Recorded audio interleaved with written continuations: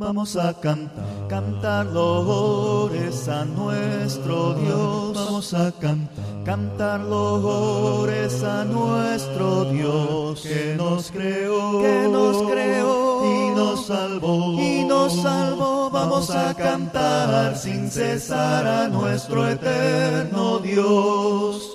Vamos a cantar loores a nuestro Dios. Vamos a cantar loores a nuestro Dios, que nos creó y nos salvó. Vamos a cantar sin cesar a nuestro eterno Dios.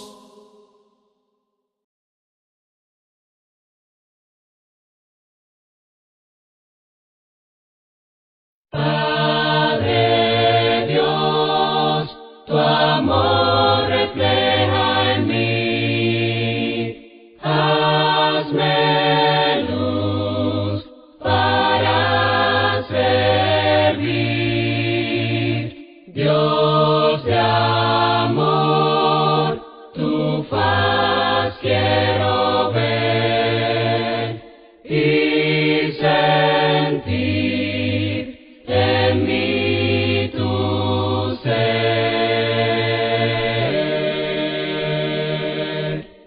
Padre Dios, refleja en mí tu ser. Padre Dios, hazme sentir tu paz en mí. Padre Dios, refleja en mí tu amor y sentirte, Padre Dios, Dios de amor, tu luz pone en mí y mirar tu gracia en mí. Padre Dios, te quiero ver. Ven por mí, te esperaré.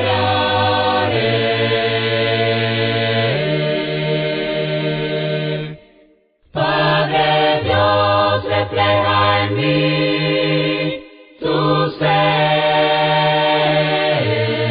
Padre Dios, hazme sentir tu paz en mí. Padre Dios, refleja en mí tu amor y sentirte, Padre Dios. Padre Dios, tu amor refleja en mí. Hazme luz para servir. Dios de amor, tu paz quiero ver y sentir en mí tu ser.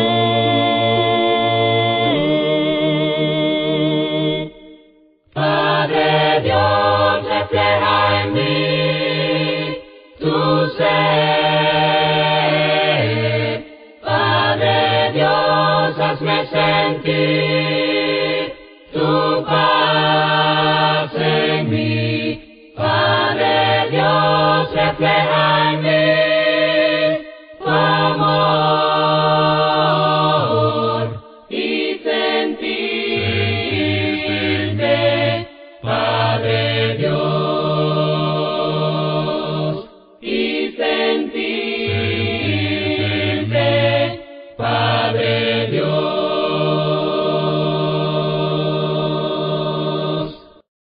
Noche a estudiar dentro de este tema de estudio de cómo mantenerse fiel, varios consejos, son varias lecciones y cada una de ellas toca un aspecto de la vida cristiana que le va a ayudar a usted a que no sea usted uno de los que mañana no esté en una de estas bancas y sea uno de los que tengamos que referirnos como los ausentes. ¿Qué evitaría que usted sea uno de los miembros ausentes del futuro?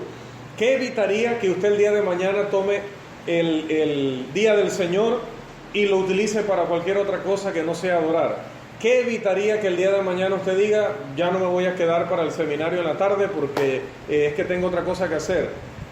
¿Qué evitaría que con el paso del tiempo nosotros lleguemos a perder nuestro primer amor y ese entusiasmo que teníamos al principio por el cual nos comprometimos con el Señor de por vida? ¿Qué evitaría eso?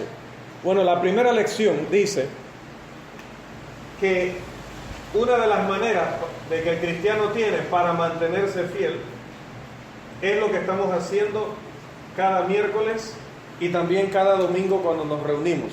Aunque no solamente esto se refiere a lo colectivo, sino también al estudio personal. Estudie la palabra. ¿Quiere usted evitar que en el futuro se enfríe, se conforme, sustituya a Dios o a las cosas de Dios con otras cosas? Que usted podría evitarlo, pero no lo hace porque, como he dicho, se ha desanimado, porque en el camino se ha comprometido con otras cosas y ya usted siente que hasta las cosas de Dios le estorban, son un obstáculo. Entonces lo más fácil es que en el momento que hay un conflicto de intereses, de horario, usted simplemente con la mano izquierda aparte la palabra de Dios y con la mano derecha tome su asunto personal. Estudie la palabra. Nunca ha sido la voluntad de Dios que su comunicación sobrenatural o milagrosa esté resonando del cielo para que cada vez que las personas quieran conocer la voluntad de Dios, escuchen una voz desde una nube o escuchen una voz desde una montaña, algo fenomenal y maravilloso que no es para nada natural y que para nosotros es un fenómeno.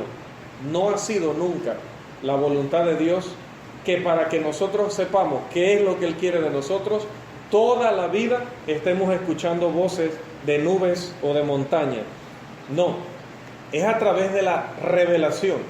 Aun cuando Dios se reveló a los antiguos a través de esa comunicación directa y sobrenatural, les ordenaba a ellos que pusieran esa revelación por escrito, como un testimonio para las futuras generaciones. Si hubiera sido el propósito de Dios seguir hablándonos a través de sueños, a través de visiones, o como decía, desde una nube, desde una zarza ardiente, desde una montaña, pues lo seguiría haciendo. Y nunca hubiera ordenado que se registrara esa revelación. Pero es la voluntad de Dios que su mente, que sus pensamientos estén confinados en una colección de libros, en una serie de documentos inspirados a los que colectivamente nosotros le llamamos la Biblia. Las Escrituras han sido designadas para que el hombre, hermanos, pueda conocer todas las cosas que tienen que ver con la vida santa y con la piedad. En la carta del apóstol Pedro, la segunda carta del apóstol Pedro, el capítulo 1 y el versículo 3, la segunda carta del apóstol Pedro, el capítulo 1 y el versículo 3, el apóstol nos exhorta acerca de la revelación bíblica con las siguientes palabras. Segunda de Pedro 1:3.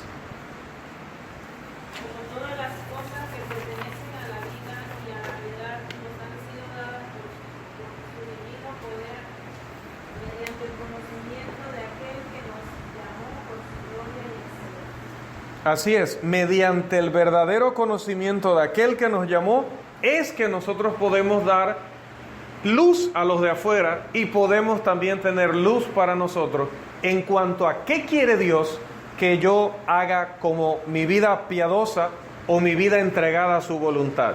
Si yo quiero cumplir con la voluntad de Dios, ¿dónde debo encontrar esa voluntad? Dice el apóstol, en el verdadero conocimiento de aquel que nos llamó. ¿Y dónde está el verdadero conocimiento de aquel que nos llamó? En la segunda carta del apóstol Pablo a Timoteo, en un texto que son de aquellos que debemos conocer de memoria, en segunda de Timoteo capítulo 3, el versículo 16,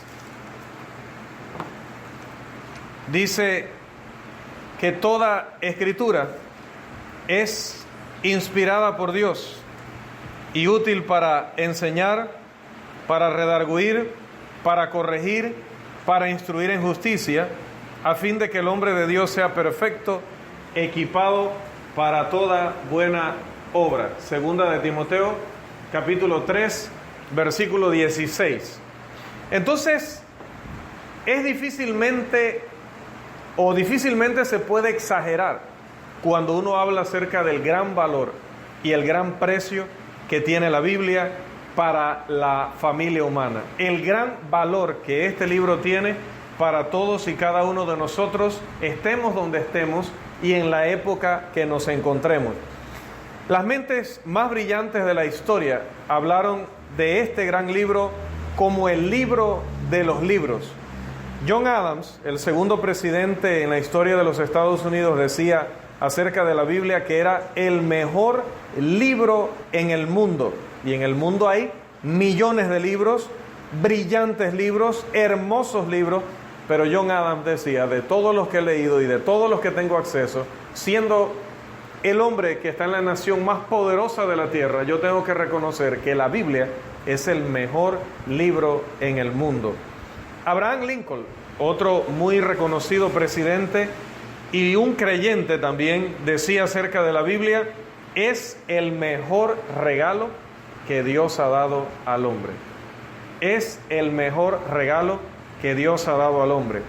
Y Sir Isaac Newton, alguien que lo conocemos desde la escuela y el colegio, pensaba que la Biblia era la más sublime filosofía conocida por la humanidad. Y podríamos citar sin fin a muchos ilustres científicos, poetas, escritores, doctores, investigadores, la profesión que usted quiera, la cantidad que usted quiera, de personas muy capaces, muy brillantes, que al leer la Biblia tuvieron que reconocer, es el libro de los libros. Es lo más hermoso y lo más bello que Dios le ha podido regalar a la humanidad. Y como diría Jesús, porque en ellas tenéis conocimiento de vida eterna. ¿Cómo no van a ser bellas si ellas transforman nuestra mente, transforman nuestras acciones, transforman toda nuestra vida, nos dan esperanza, nos dan conocimiento, nos dan aliento, nos dan fuerza, impulso para continuar, nos da esperanza, nos explica el porqué y el cómo de muchas cosas? ¿Cómo no va a ser el libro de los libros? Por lo tanto, nuestro primer punto tiene que ver con el valor del estudio bíblico. El valor del estudio bíblico. ¿De qué sirve pasarme horas de horas estudiando, horas de horas leyendo, después de horas de estar trabajando, cansado, de llegar a casa y atender también un rato a mi familia, ahora tener que sentarme y leer, o tener que levantarme tan temprano para hacerlo?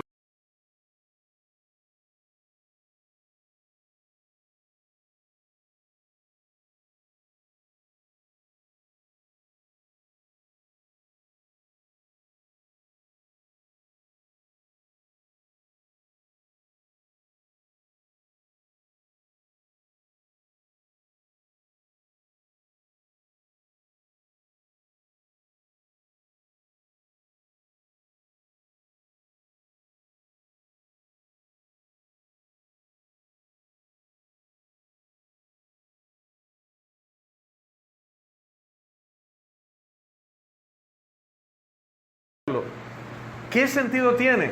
¿Cuál es el valor práctico de estudiar la Biblia?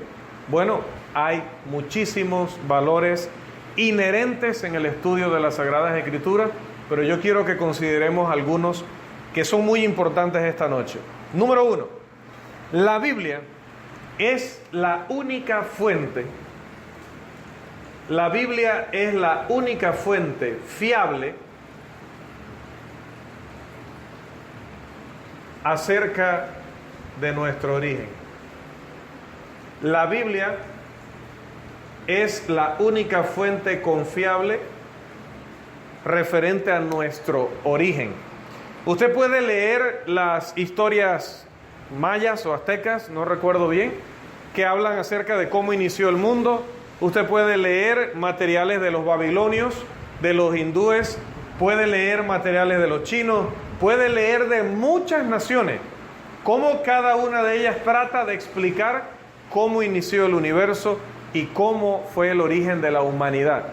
Pero va a encontrar en esos libros fábulas, cosas, hermanos, que hoy día usted puede saber que son falsas porque ellos dicen que la roca habló, que el río caminó, que esto otro sucedió, y son cosas materiales que siguen existiendo hoy y que hoy, con el conocimiento que tenemos, científico, histórico, experimental, sabemos que ninguna de esas cosas nunca fue un Dios.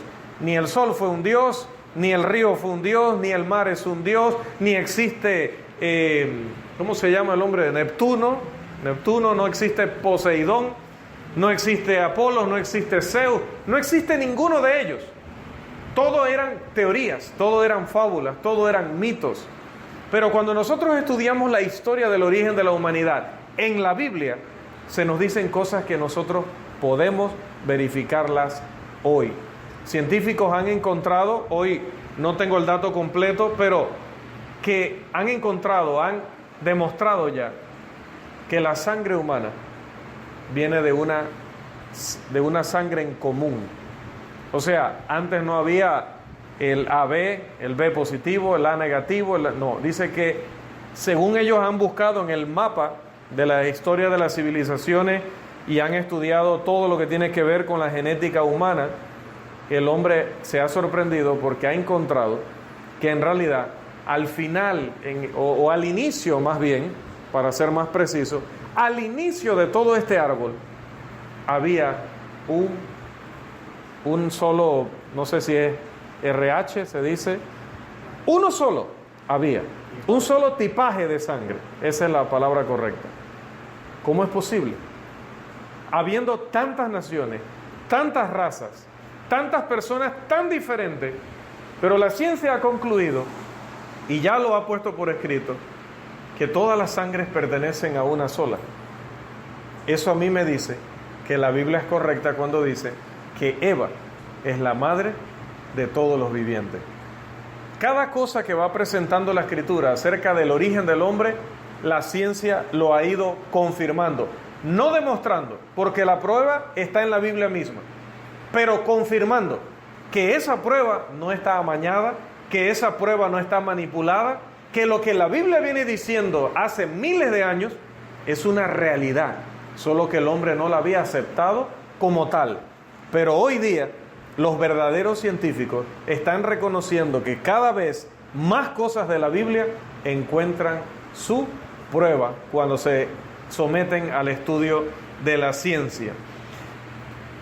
Todas las teorías, por ejemplo, no solamente las teorías paganas, sino también la teoría de la evolución, requieren de más fe, por decirle fe a eso, que la misma narración de la Escritura acerca del origen.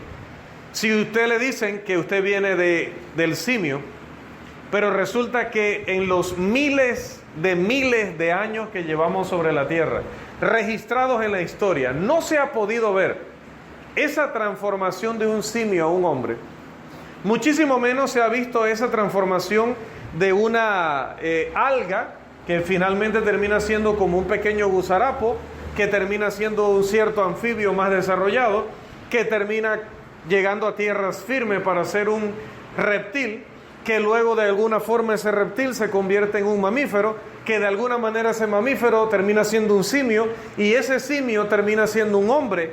La probabilidad matemática y científica de que eso ocurra es totalmente nula.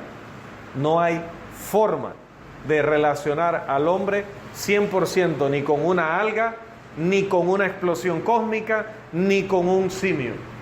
El origen que la Biblia da del hombre la coloca en la cima de todos los relatos y narraciones que hay en el mundo acerca de nuestro origen. Pero no solamente es importante que la Biblia nos hable de nuestro origen, sino que el estudio de la Biblia es importante porque las Escrituras proveen la única explicación,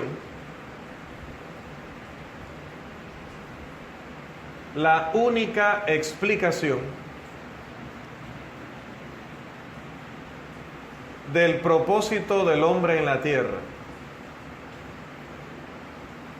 Las Escrituras proveen la explicación, la única explicación del propósito del hombre en la tierra. ¿Qué hacemos aquí? ¿De dónde venimos? ¿Para qué estamos? Eso lo responde la Escritura. David Hume, el escéptico, el incrédulo filósofo escocés, decía: ¿de dónde soy? ¿O de qué cosa vengo? ¿Qué causas trajeron mi existencia? ¿Y a qué condición regresaré cuando muera? Estoy confundido con todas estas preguntas y comienzo a fantasear en una condición deplorable, rodeado de la más profunda oscuridad y completamente privado del uso de todas mis facultades. Decía él, trato de encontrar esa respuesta. Él no creía, él no consideraba la Biblia la revelación de Dios, ni creía en Dios. Entonces él, como filósofo, se preguntaba, ¿de dónde vengo? Y dice que no encontraba respuesta. ¿Y por qué estoy aquí? Tampoco encontraba ninguna respuesta. Y dice él, estoy a pocos años de morir, he filosofado toda mi vida, he tratado de razonar sobre mi existencia, sobre la existencia de todos nosotros, y mi única conclusión es que estoy en una condición lamentable, una condición triste y lamentable. La conclusión que les tengo, mis queridos amigos, es que no sé de dónde vengo, no sé por qué estoy aquí y no sé a dónde iré. Esa es la filosofía humana. Esa es la mente del hombre intentando igualar la mente de Dios, pero frustrándose, porque al final no encuentra las respuestas adecuadas. Pero al contrario del señor Hume, la Biblia nos dice que hemos sido creados a imagen de Dios y que nuestro propósito en la vida, ya lo diría el autor de Eclesiastés en el último capítulo de su libro, el fin de todo el análisis, el fin de todo el discurso dado en ese libro de Eclesiastés, que es un libro que precisamente trata de reflexionar, de meditar, de filosofar incluso acerca de la vida y de buscar un propósito y un sentido para vivir. Y al final el autor, después de haber probado los placeres, después de haber probado el involucrarse 100% en el trabajo, después de haber tenido muchas mujeres, después de haber tenido riqueza, después de haber tenido una posición de poder, después de haber sido un hombre muy sabio o el más sabio, después de haber tenido todo eso, él dice, mi conclusión, a diferencia de David Hume, que quedó, no sé qué decir, no tengo respuesta, estoy desesperado, qué lamentable es mi condición, porque moriré sin saber qué hago aquí. Pero el escritor de Eclesiastés pasó por todo lo que pasó el señor Hume y más, y al final dijo, el fin de todo el discurso oído es este: teme a Dios y guarda sus mandamientos, porque allí está el todo del hombre. Teme a Dios y guarda sus mandamientos y verás que eso llena absolutamente todo lo demás. Jesús diría en Mateo 6:33, mas buscar primeramente el reino de Dios y su justicia, y todo lo que es comida, bebida y todo lo demás que el hombre necesita interna y externamente vendrá por añadidura. Número 3, dentro de estos subpuntos, ¿por qué es de gran valor el estudio de la Escritura? Porque aparte de que la Biblia nos habla acerca de nuestro origen y la Biblia nos habla acerca del propósito por el cual estamos aquí, sin la Biblia el hombre tendría un futuro incierto. Un futuro incierto. Note, el origen nuestro señala el pasado. ¿De dónde venimos? Allá atrás en el pasado. Nuestro propósito señala el presente. ¿Qué hacemos aquí? ¿Para qué estamos aquí? Pero ahora, hacia adelante. Si nosotros ponemos a un lado la Biblia, ¿qué es lo que hay más adelante? ¿Qué es lo que hay en el futuro del hombre? ¿Acaso el hombre va a morir como muere cualquier animal? ¿Como muere una planta? ¿Como se destruye algún objeto? ¿El hombre simplemente desaparece, se desvanece y ya? Y si es cierto que el hombre, cuando muera, desaparece, no queda nada de él, ni un alma, ni un espíritu, ni hay un destino eterno, sino que todo termina allí. Si eso es cierto, ustedes saben cuáles son las condiciones, las consecuencias de eso, perdón. Dice que cuando, bueno, no sé leer mucho francés, pero creo que dice Pierre Curie, cuando murió en un trágico accidente, su esposa, la renombrada Madame Marie Curie, que creo que dicen que es la madre de todas las enfermeras, una cosa así, ¿no? Dice que cuando ella, que había abandonado muy en los tempranos años de su vida la fe, ella exclamó después de la muerte de su esposo: Pierre está durmiendo su último sueño bajo tierra. Es el final de todo, de absolutamente todo. O sea, para ella despedirse de su esposo era como usted despedirse de un perro, como usted despedirse de una planta que ha muerto, como usted despedirse de cualquier otra cosa en el universo, aparte de los seres humanos, que se acabó y ya. Bueno, se acabaron las vacaciones y ya. Y se acabó el año escolar y ya. Y se terminó mi experiencia laboral y ya.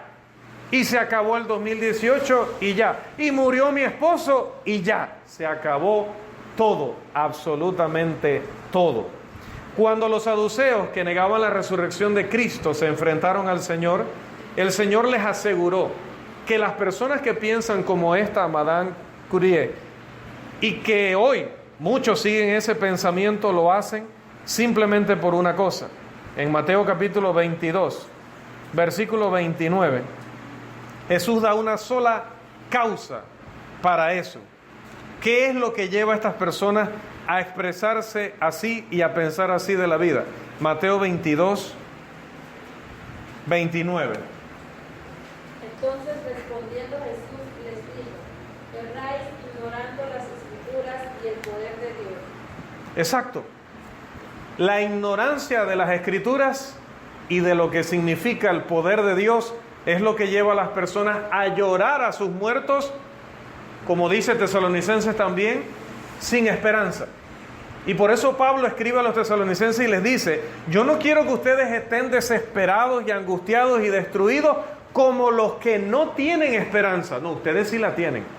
Y a los corintios, en la primera carta de Corintios, capítulo 15, les recalca también lo mismo. Si otros están despidiéndose de sus muertos como que todo acabó, ustedes no. Porque sepan que cuando Cristo venga, todos ellos van a resucitar. Así que no termina todo, absolutamente todo, como decía esta mujer. Es solamente a través del Evangelio de Cristo que nosotros llegamos a entender que el hombre tiene esa capacidad o esa bendición o privilegio de la inmortalidad. Que independientemente de que nuestro espíritu se separe del cuerpo, seguimos existiendo. Y que esa continua existencia o esa existencia continuada tenga un destino. Y que nosotros hoy tengamos que vivir para evitar un destino fatal e ir a un destino glorioso, es lo que le da más sentido todavía a la vida del hombre. Además, número 4, sin un conocimiento de la Biblia, hermanos, y aquí se me ha acabado ya necesitamos como 2 o 3 pizarras para no tener que borrar tan pronto. Pero lo número 3 sería, pues, si usted está copiando, número 4, perdón, si está copiando, es que sin el conocimiento de la Biblia, nosotros no tendríamos ningún tipo de restricción moral ni religiosa a la cual aferrarnos como esto es la verdad y esto es lo correcto. Sin la Biblia, nosotros no tendríamos un estándar religioso o moral al cual aferrarnos. ¿Y qué traería esto como consecuencia, hermanos? Dice la Escritura que si no hay un código moral al que todos nos tengamos que sujetar, entonces cada hombre tiene su propio código moral. Por eso es que, por ejemplo, los violadores, ellos consideran que no están haciendo ningún mal. Yo tuve deseos, te vi que te ves muy bien, quise estar contigo, tú te resististe, pero al final, pues, para mí no está mal porque eso es un instinto. Y yo tengo que satisfacer mi instinto. Y usted le va a decir a él, pues yo no quería estar contigo, usted me abusó, usted me maltrató, usted me hizo un daño. Él dirá, no te hice ningún daño, simplemente estuve contigo porque quise estarlo, es mi instinto, es un deseo natural. Y se podrían pasar en esa pelea o en esa discusión de por vida. Pero viene un juez y dictamina que esa persona ha cometido un delito y lo manda a la cárcel. Porque hay una guía, porque hay un código. Y en la parte religiosa, en la parte moral, tiene que haber un código para el hombre. Porque si no, el hombre se convierte en su propio Dios. En un propio Dios que escribe sus reglas éticas. Y les contaba en una ocasión del jovencito que defendía esa teoría de que no hay un código moral, sino que cada quien debe decidir para sí mismo lo que es correcto. Y que escribió un ensayo, y en ese ensayo trató de refutar a su profesor cristiano, que había estado dando una explicación acerca de estos principios, hablando de la moral absoluta, hablando de que todos debemos respetar un mismo código, hablando de que no puede ser que cada quien haga lo que desee o lo que quiera, en el momento que quiera, sin respetar los deseos y los derechos de los demás. Pero como el jovencito alegaba que en realidad cada quien debe hacer sus propias reglas, que cada ser humano es su propio Dios, su propia fuente de dirección moral, entonces vino y cuando el profesor les pidió que escribieran un ensayo, él decidió escribir acerca de el hombre libre, así le tituló. Y dentro de su exposición del hombre libre, pues puso todos los argumentos que él pudo imaginar, me imagino de cosas que había leído y estudiado previamente, para defender su punto de vista. Somos libres de ver el mundo como queremos, de hacer las cosas como queremos, y nadie debe imponernos nada. ¿Listo? Cuando el profesor entregó las calificaciones, entregó la de él con una F mayúscula. Y el jovencito había hecho un trabajo genial.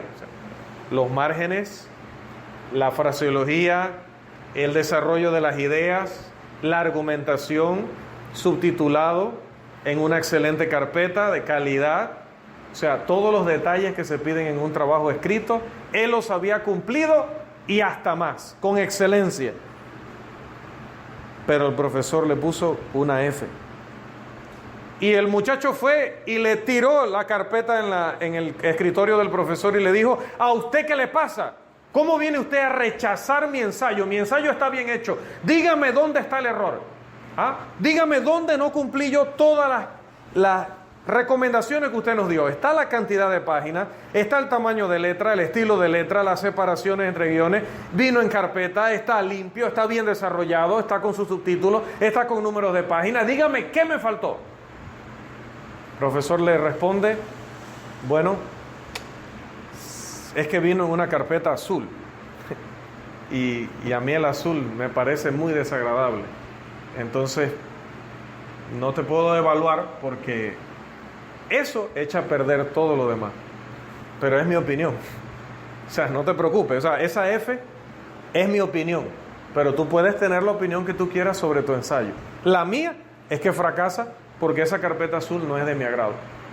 Después de haberme leído toda tu exposición, mi conclusión es que yo puedo rechazarte simplemente basado en que no me gusta ella. No me puedes imponer que las carpetas azules son las mejores. Discúlpame, no me lo puedes imponer. Lo dice tu ensayo. Cuando el hombre trata de aplicar esa regla a los demás, busca todo el bienestar para sí mismo. Pero cuando le volteamos esa regla en su contra, entonces él se da cuenta que es una regla totalmente insensata. Por eso dice Proverbios, capítulo 14, versículo 23, que hay caminos. Hablando acerca de esta filosofía de vida, hay caminos que al hombre le parecen derechos, pero al final son caminos donde encuentran la muerte. sin un objetivo código de conducta, hermano, y basándonos solamente en nuestra propia conciencia, eso no sería suficiente para vivir vidas morales de altitud. No tendría uno motivación, porque el día que yo salgo molesto a la calle, sentiría que le puedo gritar a quien sea, y le puedo pegar a quien sea, y le puedo tirar el carro a quien sea, porque ese día sí me sentí. Y el día que me levanto feliz y contento por algo en mi casa o por una gran noticia, ese día salgo regalando rosas y regalando sonrisas y tratando bien a todo el mundo. Si dependiera de mi conciencia, de cómo yo me siento, de cómo yo me veo en un momento dado, hermano, esto en la vida sería un sinfín, una montaña rusa sin fin de emociones. Y usted lo ha vivido con personas que usted dice, no sé si son bipolares, no sé si tienen varias personalidades, no sé si tienen un desorden de conducta terrible, necesitan atención médica psiquiátrica, pero es que así llegaríamos a estar todos si todo dependiera solo de nuestra propia conciencia. El escritor de los Salmos, en el Salmo 119:11, que estuvimos viendo también en una lección anterior, dice, casualmente en la lección pasada, Salmo 119, verso 11, lo siguiente. Salmo 119, verso 11. En mi corazón he guardado tus dichos, pero no para no pecar contra ti. Dice, en mi corazón he guardado tus dichos para no pecar contra ti.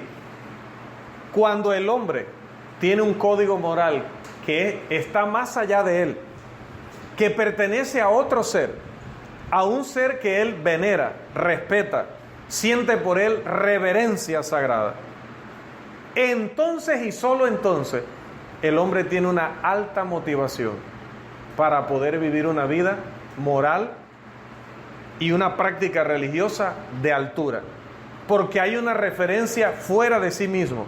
Porque diría Jeremías en 10:24 que no está en el hombre que anda dirigir sus pasos. No está en nosotros esa sabiduría, no está en nosotros esa capacidad de poder decir siempre qué es lo bueno y qué es lo malo, qué es lo correcto y qué es lo incorrecto, qué es lo que más nos conviene y qué es lo que menos nos conviene. No estamos en esa capacidad, y eso lo demuestran muchas cosas. A veces nos casamos y fracasamos, demuestra que no está en nosotros dirigir nuestros pasos. A veces criamos a nuestros hijos y terminan siendo algo muy distinto de lo que hubiéramos esperado, porque tal vez no somos capaces de dirigir correctamente nuestros pasos, a veces mucho menos los de otro ser. A veces cambiamos de trabajo pensando que buscamos algo mejor, pero he oído de muchos que luego dicen, mejor me hubiera quedado donde estaba porque no era como me lo habían pintado. Dice Jeremías, no está en el hombre que anda dirigir sus propios pasos. Si el hombre se guía por Dios, entonces tiene luz.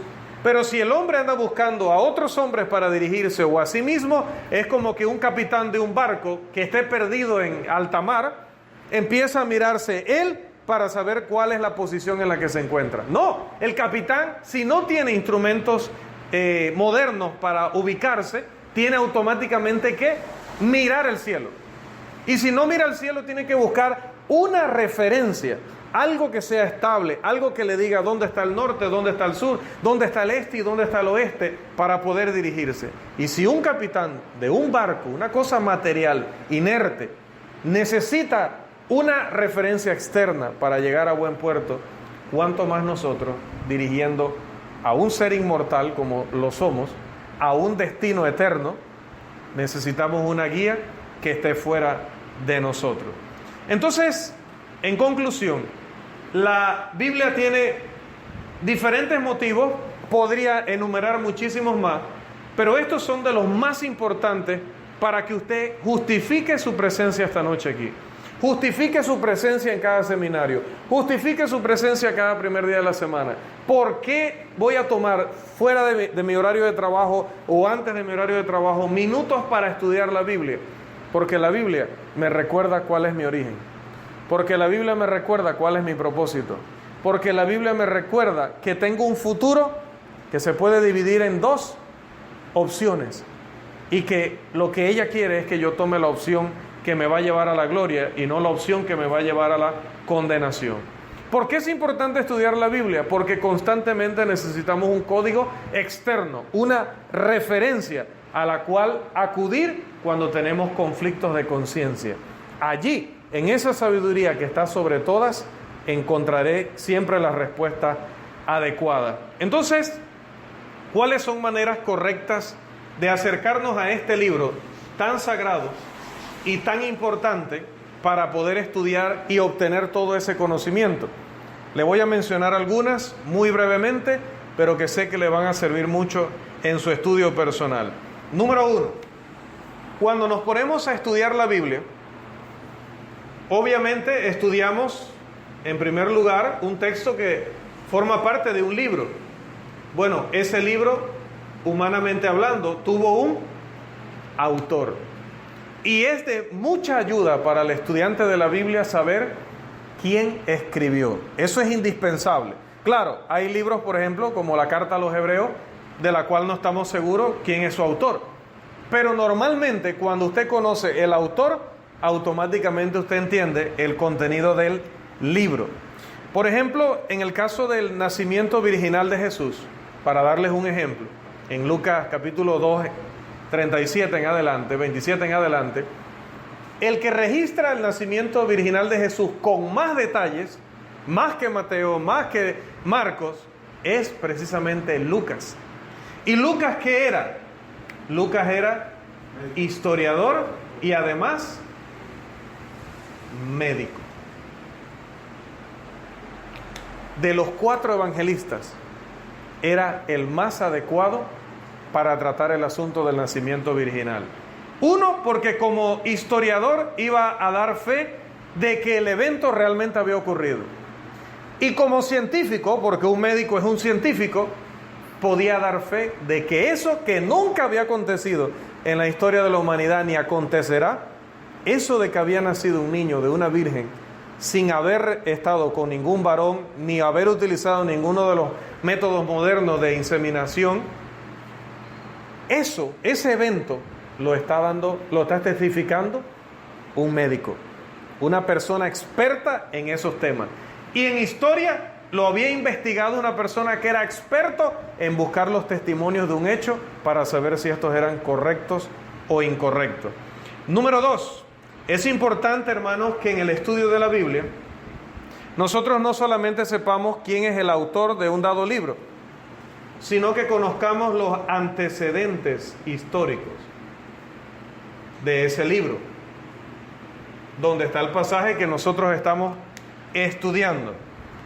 ¿A qué nos referimos con los antecedentes históricos? Bueno, que cuando, por ejemplo, usted lee el libro de Daniel, o vamos más atrás, cuando usted lee el libro de Jeremías, y Jeremías se dice que es conocido como el profeta llorón, un profeta que se lamentaba tanto que terminó escribiendo un libro que se llama Lamentaciones, que está allí en la escritura, está en nuestras Biblias.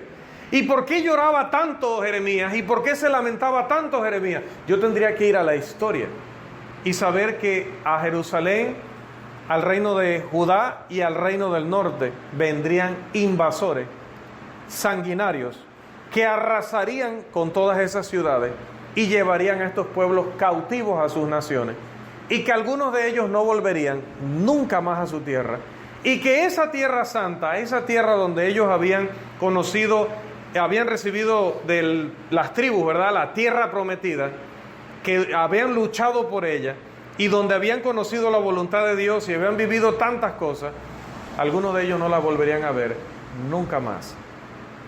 70 años estarían cautivos, algunos en Babilonia y otros en Asiria, mucho tiempo más. Jeremías lloraba porque lo que venía era terrible, y solo leyendo la historia usted podrá entender mucho mejor sus escritos. El Salmo 51, uno de los salmos más hermosos de la Biblia, que habla de arrepentimiento, habla de confesión de pecado, habla del corazón contrito y humillado que Dios no rechaza. Se entiende mejor cuando usted sabe que ese salmo lo escribe David después de los eventos que se dieron con la mujer de Urías, con Betsabé. Luego de eso, en su arrepentimiento, él escribe ese precioso salmo. En tercer lugar, también es importante que usted estudie, tercer lugar, que usted estudie lo que es la naturaleza del libro. ¿A qué nos referimos? Si el libro es histórico, como el libro, por ejemplo, de Reyes, si el libro es poético, como el libro de los Salmos, si el libro es apocalíptico o simbólico, como el libro de Daniel, como partes del libro de Ezequiel, o el libro de Apocalipsis, ¿no? El especialista en este ámbito. Si es una carta, o si es un resumen, una narrativa biológica, una biografía, perdón, como es el caso de una narrativa biográfica, como es el caso de Mateo, de Marcos, de Lucas y de Juan. ¿Qué tipo de libro yo estoy leyendo? De eso dependerá el sentido de lo que leo. El eunuco dice que iba leyendo al profeta Isaías, pero dice que no entendía. Y no entendía porque estaba leyendo un libro que cae en otra categoría, que aquí es el libro profético. No hablaba de algo que estaba sucediendo en el momento, sino que el autor estaba haciendo una predicción de muchos siglos hacia adelante. Así que tiene que venir Felipe, sentarse al lado del eunuco y decirle: esa palabra que habló el profeta allá, ya se ha cumplido en la persona de Jesús. Y finalmente, por el día de hoy, el contexto. Cuando usted estudia un pasaje bíblico, es importante que usted lea lo que hay antes de ese texto y lo que hay después. A eso se le llama el contexto. ¿De qué viene hablando el autor y de qué termina hablando? Para yo poder entender las circunstancias, los motivos y toda la enseñanza que este autor pudo dar sobre ese tema. Y no solamente el contexto es lo que está antes y después en ese capítulo que usted está leyendo. Puede ser que el contexto abarque varios capítulos en ese mismo libro. El contexto también puede abarcar otros libros que hablan acerca del mismo tema. Si usted está estudiando la ofrenda, le va a servir Hechos, le va a servir Primera de Corintios, pero también Segunda de Corintios, pero también Gálatas, y así usted se va sumando de toda la Biblia para poder tener una conclusión correcta. Así, cuando leemos Primera de Corintios 7 y el apóstol Pablo dice que es mejor que los hombres se quedaran como él sin casarse, y usted se queda, pero qué raro si la Biblia dice que honrosos sean todos el matrimonio, y el matrimonio fue idea de Dios. Entonces, ¿por qué dice Pablo que es mejor que los hombres se queden como él? Cuando usted lee el contexto, Pablo dice: debido a la presente aflicción, o sea, refiriéndose a la persecución, bueno le sería a los hombres quedarse como yo. No es lo mismo que el Imperio Romano venga contra usted por su fe y lo ejecute, a que el Imperio Romano tome a toda su familia y empiece a ejecutar uno por uno, diciéndole a usted: cada vez que muere un familiar, ¿niegas a Cristo o lo confiesas? Lo confieso, mata al otro. Ahora, ¿niegas a Cristo o lo confiesas? Si no, mato al siguiente. No es lo mismo. Usted todavía es un poco más sencillo dar su propia vida, pero es muchísimo más duro entregar la vida de sus seres amados. En ese sentido, Pablo dice: debido a cómo están las cosas en este momento, no en todos los lugares ni para todas las personas, bueno le sería al hombre quedarse como yo. Pero no es que Pablo está en contra del matrimonio o que Pablo está amargado porque como él no se casó, no quiere que más nadie se case. Eso tiene su contexto y tiene su sentido. Así que es de gran valor estudiar la Biblia, pero no hay que estudiarla como quien cruza un potrero. Hay que estudiar la Biblia en orden, sistemáticamente, bien ubicado, sabiendo dónde pisamos, sabiendo quién habla, por qué lo dice, para quién lo dice, para qué lo dice, y así yo podré obtener una verdadera edificación en mi estudio de la Biblia. Y si estudio la Biblia de esta manera, estaré dando uno de los pasos para mantenerme fiel. Que el Señor le bendiga. Padre Dios, tu amor refleja en mí. Hazme luz para servir. Dios de amor, tu faz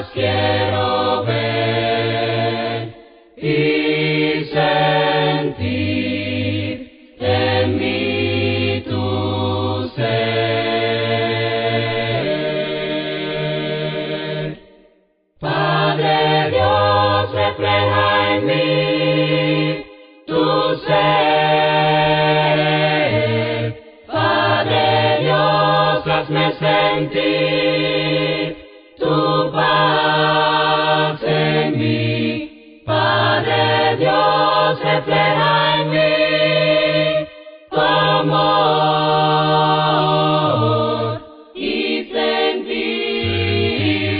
sentirte, Padre Dios, Dios de amor, tu luz pone en mí y mirar tu gracia en mí. Padre Dios, te quiero ver, ven por mí, te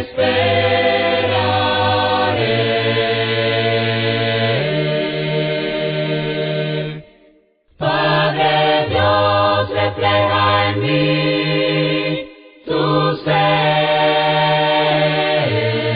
Padre Dios, hazme sentir tu paz en mí. Padre Dios, refleja en mí tu amor y sentirte, Padre Dios. Padre Dios, tu amor refleja en mí. Hazme luz para servir. Dios de amor, tu paz quiero ver y sentir en mí tu ser.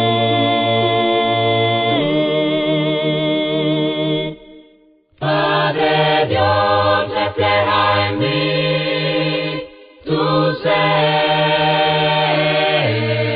Padre Dios, hazme sentir tu paz en mí. Padre Dios, refleja en mí